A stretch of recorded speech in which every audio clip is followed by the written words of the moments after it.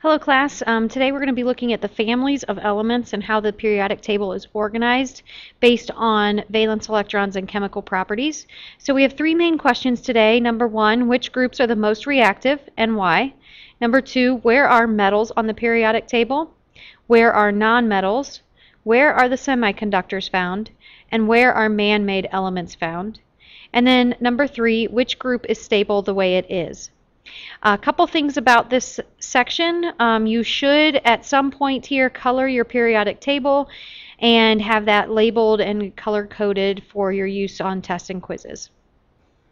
Okay, so the periodic table is organized into groups or families of elements, and basically what happens is in a family they have similar chemical and physical properties, just like you might think of family, your family. Maybe there's some similar characteristics among you, maybe your brothers and sisters, you look very similar to each other, and so those characteristics show similarities among a group of related individuals. In the periodic table, there are related elements, and they're usually in the same column or group. You should have those labeled already, groups 1 through 18, and we'll kind of get into some of those characteristics here. One thing that you can do, there's a link to the periodic table of videos from University of Nottingham that is on the Google Docs that shows these videos, and you can click on that and kind of go through what some of the elements are and what they do, and maybe you have some interest in certain elements to see more about them, and so you can go watch those on your own. We will watch a few of them in class together. All right, so our first group is hydrogen. Hydrogen belongs to a family of its own. It's kind of by itself. There's a few reasons for that. It is diatomic, which I'm going to get to that word here in just a few minutes, what that means. It is actually at the end of this notes packet, but I kind of describe it here just a little bit. Get this pen. Diatomic just means that when it's by itself, it will bond with itself. So usually we'll see it written like that, even though it's by itself, it'll bond with itself. And it is a gas, and it's very reactive. Couple of key things there. Hydrogen was involved in the explosion of the Hindenburg. It is possibly a promising fuel alternative for automobiles. So you can see here, obviously this is why we don't have hydrogen balloons at birthday parties. Instead we have helium balloons, which is much more stable choice. Okay, our first kind of set of metals are the alkali metals. And these are group 1. They're very reactive. They have one valence electron in group 1. So if that shows you a little bit about how they're related. And they're usually going to be combined with something else in nature because they're so reactive they don't live on their own. They're not by themselves on their own. For example, sodium is stored in oil because it will react with water and it would react with the moisture in the air. Has that possibility.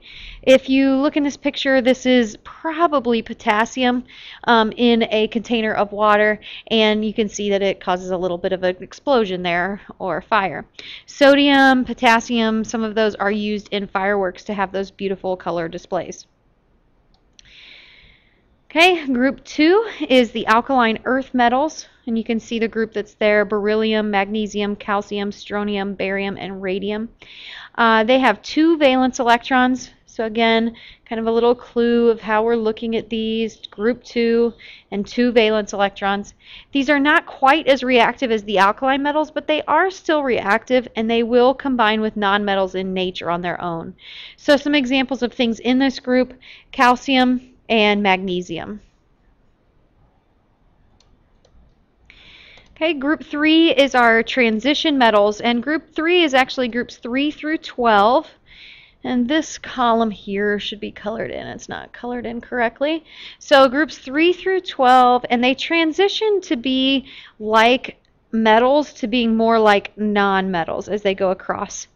So their properties do vary. They have varying number of outer electrons. They don't follow the rules of the other ones, of the other elements that are in these taller columns of the periodic table. Those follow some very simple rules, and these down here do not follow those rules. They transition from being like metals to being more like nonmetals. So some examples of things that are in these rows: gold, platinum, and silver. Typical metals that you would think of in jewelry and things like that. Okay, our group 4 here in this category is synthetic elements, and these are elements above number 92. These are man-made, and usually they're radioactive. So a lot of people will ask, well, how do you make an atom? How do you make a new element? And basically there's a manipulation process of taking, bombarding an atom with protons or bombarding an atom with electrons or whatever it might be to get it to change. And some of these are very short-lived. They can do it and they can get that reaction for a short period of time. And some might be somewhat more stable.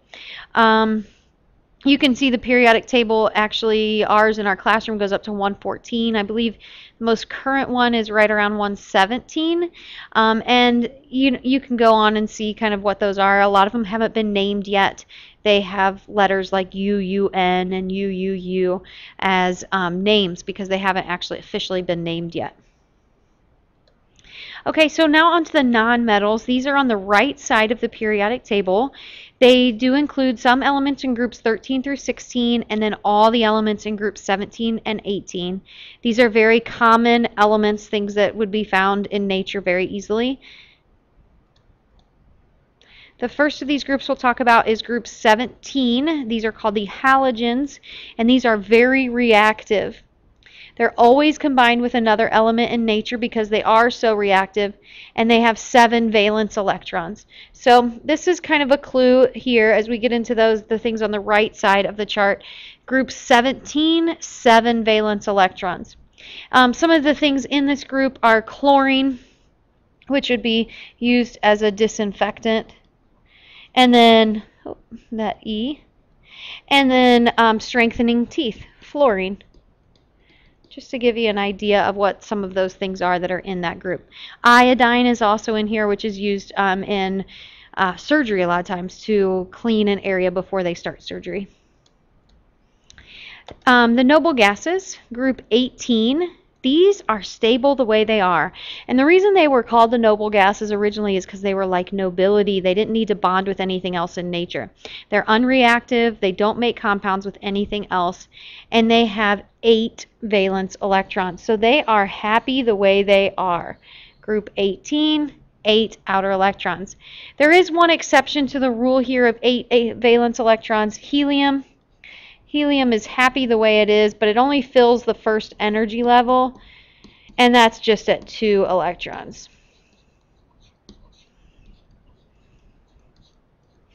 Okay, so 2 electrons for that. Right, so helium is kind of that exception, but it's still happy, it's still stable. That's why we have helium balloons at birthday parties. Okay, and then our third group of nonmetals are semiconductors. They're also called metalloids. And these are intermediate conductors of heat and electricity. They're okay at it. They're not great. And there's 6 elements that are on here. They're the stair-step line, and you should have these when you color code. You'll notice these will be colored differently. Boron, silicon, germanium, arsenic, antimony, and tellurium. Okay, so that's kind of our classification on the periodic table. The last thing that we want to cover is what a diatomic molecule is. And if you break this down, di means 2, atomic is just atoms, so 2 atoms that are combined together, diatomic molecules. And there's 7 of them. Basically, if they're found alone in nature, they bond to themselves. So they don't like to be alone. They're too reactive by themselves, so they'll bond with themselves. Now, all of these should be, kind of mark over these. I didn't get these fixed. I should have done so. And this is not FL. You can see I have some mistakes in here. I need to fix those. But we have oxygen, hydrogen, fluorine, bromine, iodine, nitrogen, and chlorine that by themselves they will bond with each other. You can see the formula over here to show what that would look like. The way that one of our chemistry teachers here teaches this as a way to remember it is as if it was somebody's name, Hofbrinkel. That might help you to remember it. Okay, so remember the 7 elements. And this will be important as we get into chapter 5 and 6. It'll show some importance there. You just need to know what that term means. Diatomic means 2 atoms. They bond together if they're by themselves. And that's the end of the notes for this section. This will be the end of the notes for chapter 4, and we'll be moving on to chapter 5 in the next set of notes.